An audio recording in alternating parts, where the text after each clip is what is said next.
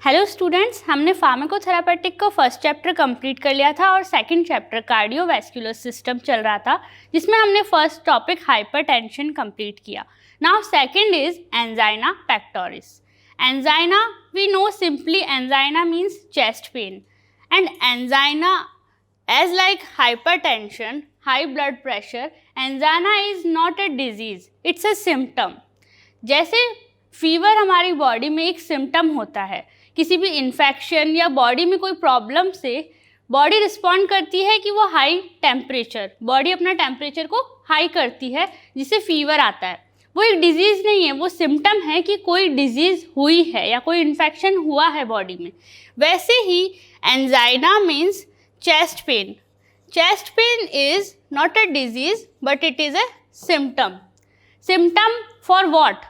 Symptom for IHD, ischemic heart disease. ischemic का मतलब आपने सुना है कभी? ischemic का मतलब होता है deficiency of oxygen, यानी ऑक्सीजन की डेफिशिएंसी. ऑक्सीजन की अगर हमारी बॉडी में ऑक्सीजन की क्वांटिटी कम हो गई है, यानी ऑक्सीजन हमारी बॉडी में उतनी सप्लाई नहीं हो रही है, हार्ट को उतनी ऑक्सीजन नहीं मिल रही जितनी मिलनी चाहिए, that's called ischemic situation. And ischemic heart disease यानी ऑक्सीजन की सप्लाई कम होने से हार्ट डिजीज़ होना, हार्ट की वर्किंग कम होना, हार्ट उतनी एफिशिएंसी से वर्क नहीं कर सकता जितनी एफिशिएंसी से उसे करना चाहिए. तो angina pectoris is a symptom for ischaemic heart disease IHD. अब एंजाइना पेक्टोरिस क्यों होता है? जैसे अगर हम अगर हार्ट को इमेजिन करें तो हार्ट को सप्लाई करने, ब्लड सप्लाई करने वाली आर्टरी, जिसे हम कोरोनरी आर्टरी कहते हैं, कोरोनरी आर्टरी में ब्लॉकेज की वजह से ऑक्सीजन हार्ट को उतनी नहीं मिल पाती जितनी मिलनी चाहिए. ये ब्लॉकेज इस कोरोनरी आर्टरी में इस तरह से फैट एक्यूमुलेट होने लगता है. इस फैट को एक्यूमुलेट होने के इस प्रोसेस को बोलते हैं एथेरोस्क्लेरोसिस. आपने इसका नाम सुना है कभी? एथेरोस्क्लेरोसिस का मतलब होता है a situation in which coronary artery blocked by fat और कोलेस्ट्रॉल. ठीक है, जैसे कोरोनरी आर्टरी में अगर फैट या फिर कोलेस्ट्रॉल जमा होने लगता है तो यहाँ स्पेस की कमी होती है, जिसकी वजह से ऑक्सीजन या ब्लड जितना सप्लाई होना चाहिए उतना नहीं हो पाता, एंड दैट्स कॉल्ड एथेरोस्क्लेरोसिस.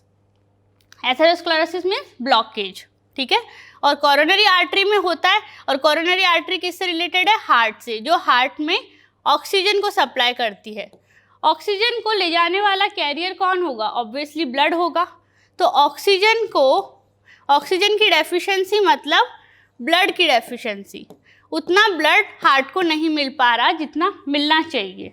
तो कोरोनरी आर्टरी से ऑक्सीजन यानी ब्लड की सप्लाई कम हुई, जिसकी वजह से हार्ट में डेफिशिएंसी हुई ऑक्सीजन की, और ऑक्सीजन की डेफिशिएंसी की वजह से चेस्ट पेन होता है, एंजाइना. ओके, अब ये फैट का अक्यूमुलेशन किसकी वजह से हो सकता है?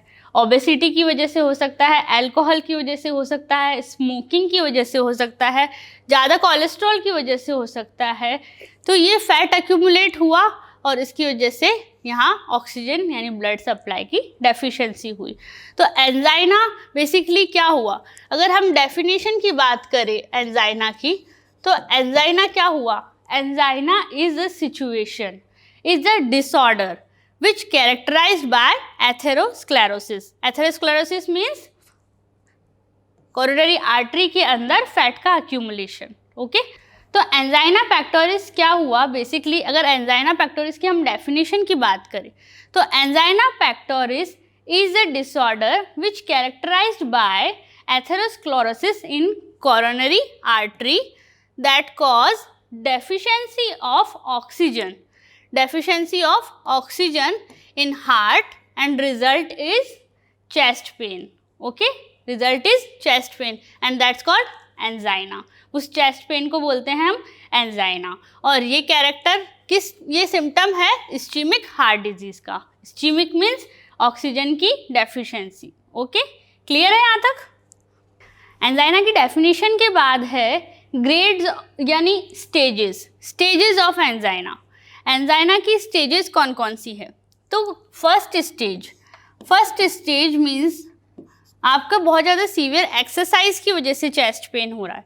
बहुत ज़्यादा आपने एक्सरसाइज कर ली, वेट लिफ्टिंग कर लिया, या एक्सरसाइजिंग में आपने जो वर्कआउट है वो बहुत हैवी कर लिया, तो आपकी उसकी वजह से चेस्ट पेन हो रहा है। ऑक्सीजन की सप्लाई हार्ट को नहीं हो पा रही है और आप बहुत ज़्यादा एग्जॉस्टेड फील कर रहे हो, तो आपको ऑक्सीजन बहुत ज़्यादा चाहिए, तो उसकी वजह से चेस्ट पेन स्टार्ट हो गया कि ऑक्सीजन चाहिए, डिमांड है ऑक्सीजन की। तो ये क्या हो गया? एक्सरसाइज की वजह से। ठीक है। सेकंड स्टेज होती है कि आपने रनिंग करी है या फिर आप क्लाइंबिंग कर रहे हो, ऐसी चीज़ जो नॉर्मल नहीं है, आप स्पेसिफिक किसी पर्पस के लिए कर रहे हो, जैसे आप रनिंग कर रहे हो या फिर आप माउंटेन क्लाइंबिंग कर रहे हो, तो आपकी ऑक्सीजन की डिमांड ऑक्सीजन की डिमांड ज़्यादा हो गई और सप्लाई कम हो रही है बॉडी को, तो उसकी वजह से चेस्ट पेन होता है, तो उसे बोलते हैं सेकंड स्टेज एंजाइना। ये किसकी वजह से हो सकता है? रनिंग या फिर क्लाइंबिंग की वजह से। अब थर्ड स्टेज का मतलब है कि नॉर्मल ग्राउंड पे वॉक करने पे, जो नॉर्मल वॉकिंग आप करते हो उसमें आपके अचानक से चेस्ट पेन स्टार्ट हो गया, मीन्स अब एंजाइना के सिम्टम्स थोड़े से सीरियस है।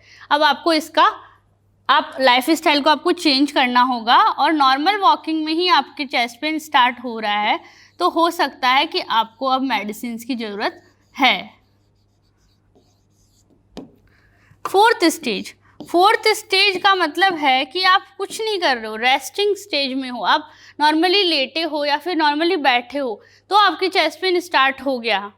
रेस्टिंग स्टेज में एंजाइना का मतलब है कि अब आपको मेडिकेशन ही नहीं, अब आपको सर्जरी, यानी अब आपको हार्ट की ट्रीटमेंट की ज़रूरत है। हो सकता है आपको अब बाईपास की ज़रूरत पड़े। तो रेस्टिंग स्टेज में एंजाइना का मतलब है कभी भी आपको हार्ट अटैक आ सकता है, तो इट्स नॉट अवॉइडेबल, ये अवॉइडेबल नहीं है। ओके। फर्स्ट जो आप एक्सरसाइज से या वर्कआउट से हो रहा है, तो आप ये हैवी वर्कआउट की वजह से हो रहा है, तो हो सकता है कि अब आपको इनको चेंज करना होगा, इतना हैवी वर्कआउट आप नहीं करें। सेकेंड, आप क्लाइंबिंग या रनिंग की वजह से हो रहा है, तो अब आपको लाइफ स्टाइल थोड़ी सी चेंज करनी होगी कि आप कोलेस्ट्रॉल या फैट डिपोजिशन आपकी बॉडी में बढ़ रहा है। नॉर्मल वॉकिंग से ही होने लगा, तो इट मीन्स अब आपको मेडिसिन की ज़रूरत है, और रेस्टिंग मीन्स अब आपको सीवियर एंजाइना हो गया है। ओके। अब है इटियोलॉजी ऑफ एंजाइना। इटियोलॉजी में क्या है? एंजाइना में इटियोलॉजी मीन्स रीजन्स, किस की वजह से हो सकता है एंजाइना। तो जैसे मैंने आपको बताया कि लिपिड या फैट का अक्यूमुलेशन, एथेरोस्क्लेरोसिस सिचुएशन, तो first is atherosclerosis, second is hyperlipidemia, यानी लिपिड का फॉर्मेशन, लिपिड का अक्यूमुलेशन ज़्यादा हो गया बॉडी में, तो हाइपरलिपिडेमिया की वजह से भी एंजाइना होता है।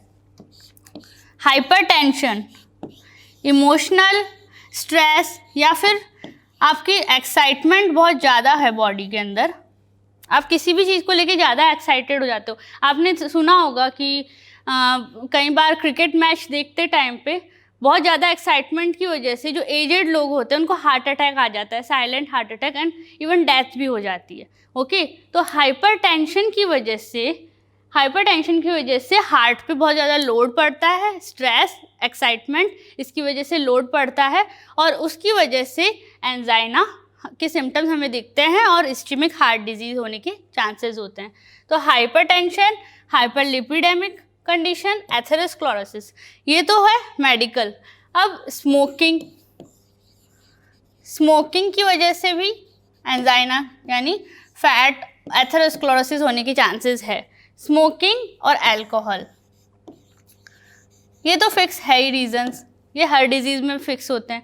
स्मोकिंग एंड अल्कोहल, ये और एथेरोस्क्लेरोसिस, हाइपरलिपिडेमिया और हाइपरटेंशन, ये रीजंस है एंजाइना के होने के। इटियोलॉजी के बाद है सिम्टम्स। सिम्टम्स क्या है एंजाइना के? सिम्टम्स में देखो, सिम्टम्स में normally difficulty in breathing, oxygen की सप्लाई कम हुई मीन्स ऑक्सीजन की डेफिशिएंसी बॉडी में हुई, तो डिफ़िकल्टी इन ब्रीदिंग में डिफ़िकल्टी होती है। सेकेंड इज स्वेटिंग होना, एक्सेस स्वेटिंग होती है एंजाइना के अंदर। Third is nausea, vomiting.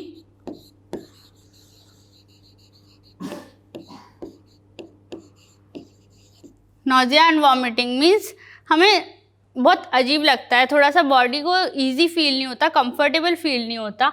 Nausea, vomiting, sweating, difficulty in breathing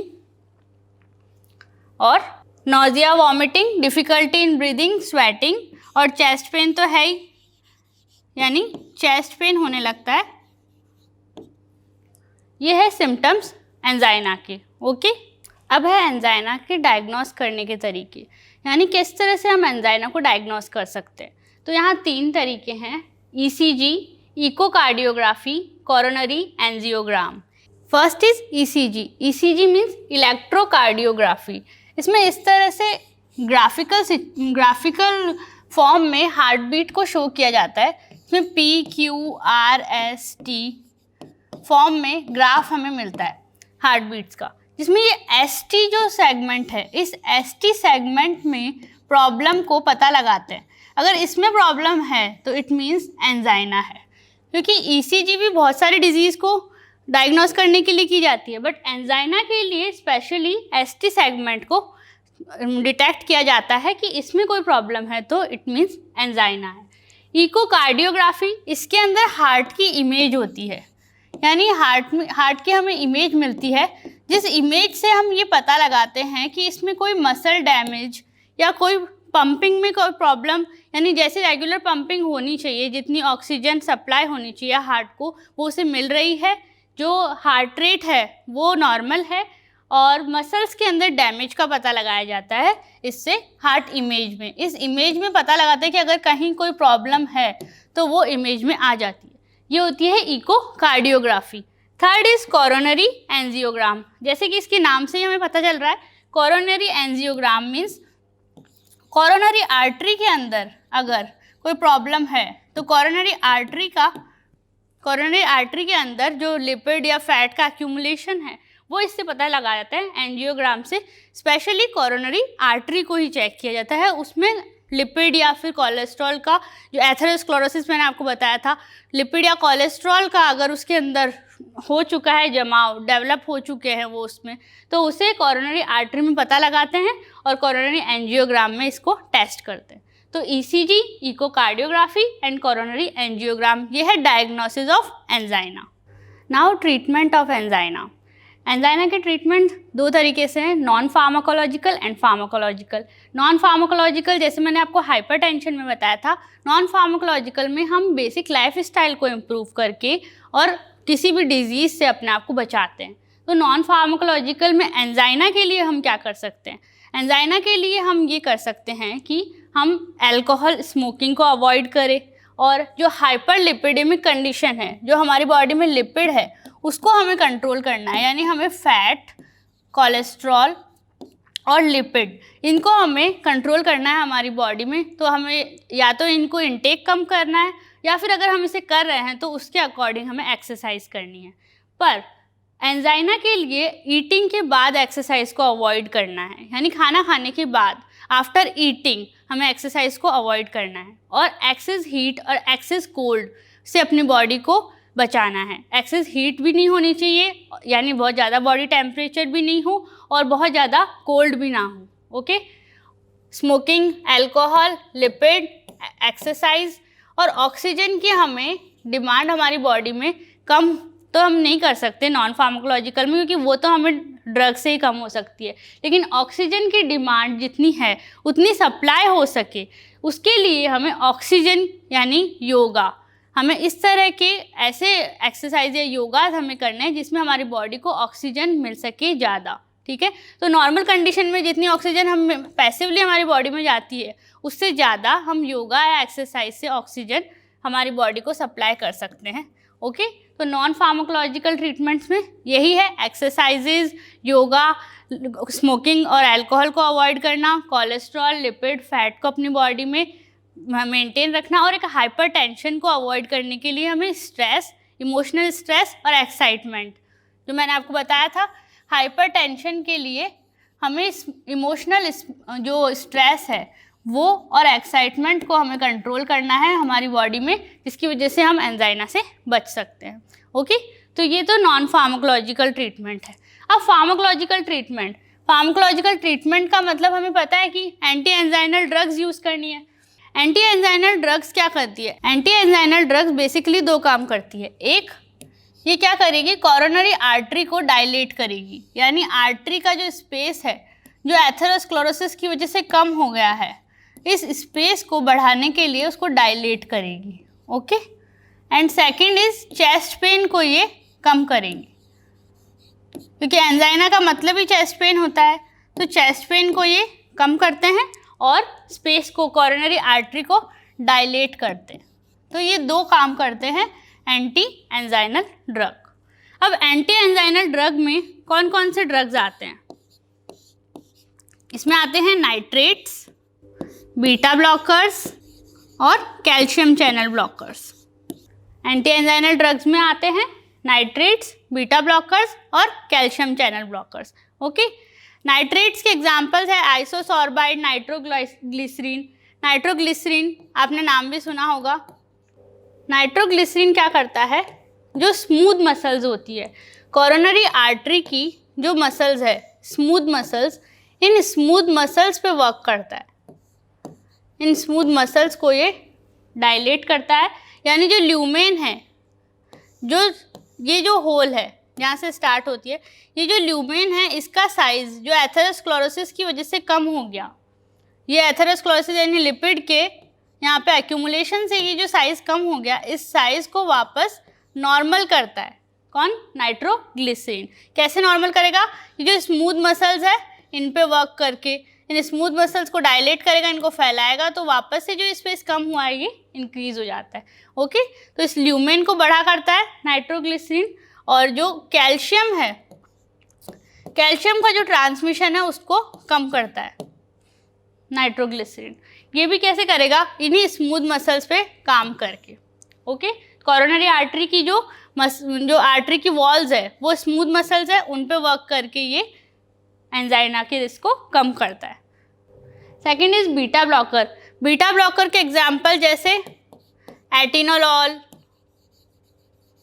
propranolol, मेटाप्रोलॉल। Beta blockers के अंदर जितने भी ड्रग्स आते हैं मेनली उनके पीछे LOL, लॉल आपको मिल जाएगा। ओके, एटिनोलॉल, प्रोपेनोलॉल, मेटाप्रोलॉल, ये बीटा ब्लॉकर्स के ड्रग्स है जो एंजाइना में काम आते हैं।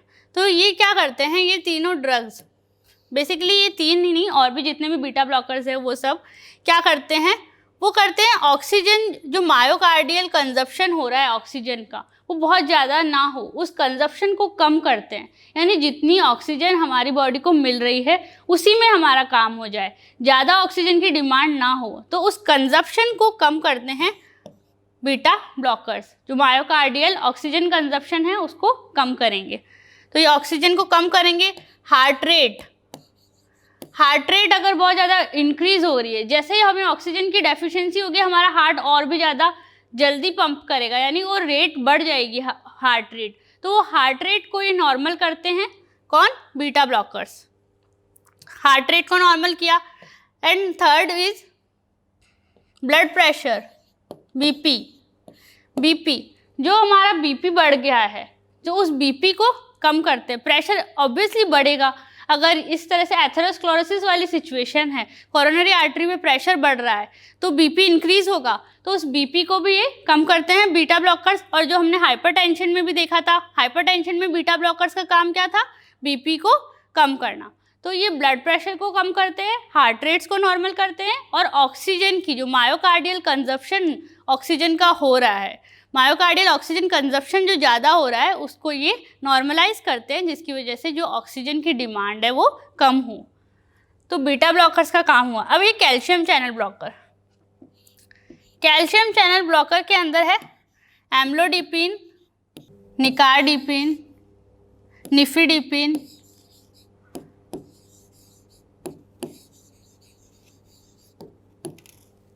ये है calcium channel blockers. Calcium channel blockers क्या करते हैं? कैल्शियम चैनल को ब्लॉक करते हैं, जैसा इनका नाम है वैसा इनका काम।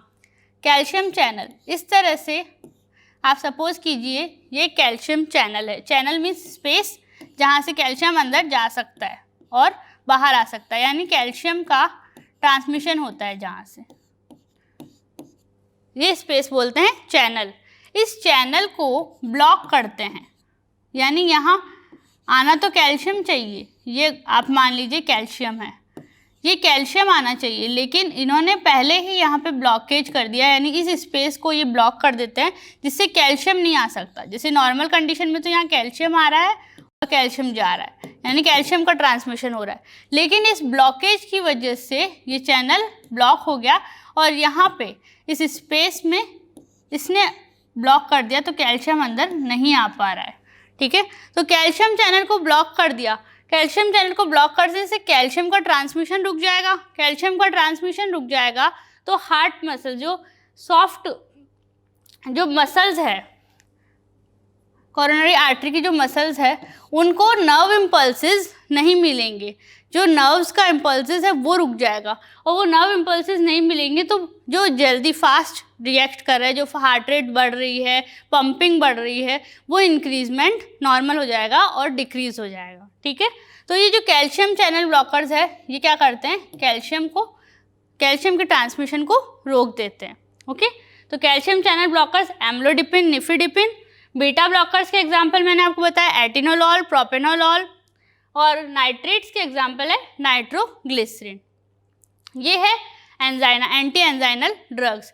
तो एंटी एंजाइनल ड्रग्स की जो ट्रीटमेंट है, जिसमें फार्माकोलॉजिकल ट्रीटमेंट है। फार्माकोलॉजिकल ट्रीटमेंट का मतलब जो मैंने आपको स्टेजेस बताई थी एंजाइना की, थर्ड और फोर्थ स्टेज जिसके अंदर मेडिसिन की ज़रूरत है। अब एंजाइना आपकी लाइफस्टाइल इंप्रूव करने से सही नहीं होगा, अब आपको हार्ट अटैक का रिस्क है, इस्चेमिक हार्ट डिजीज़ के सिम्टम्स आपको दिख रहे हैं, तो अब आप इसका ट्रीटमेंट यानी मेडिसिन की ज़रूरत आपको पड़ेगी। तो मेडिसिन की ज़रूरत, आप एंटी एंजाइनल ड्रग्स यूज़ करते हैं, और एंटी एंजाइनल ड्रग्स में मैंने आपको बता दिए एग्जाम्पल्स। ये ड्रग्स आप यूज़ करते हैं एंजाइना को ट्रीट करने में। लेकिन जो स्टेजेस फर्स्ट और सेकंड बताई थी मैंने आपको, यानी एक्सरसाइजेस की वजह से, ज़्यादा एक्सरसाइज की वजह से, हैवी वर्कआउट की वजह से, या फिर क्लाइंबिंग या रनिंग की वजह से आपको एंजाइना की कंप्लेन है, तो वो आप नॉन फार्माकोलॉजिकल ट्रीटमेंट यानी अपनी लाइफस्टाइल, बेसिक लाइफस्टाइल को इम्प्रूव करके भी एंजाइना को ट्रीट कर सकते हैं। ओके, तो ये एंजाइना में इतना ही। अब हम नेक्स्ट पढ़ेंगे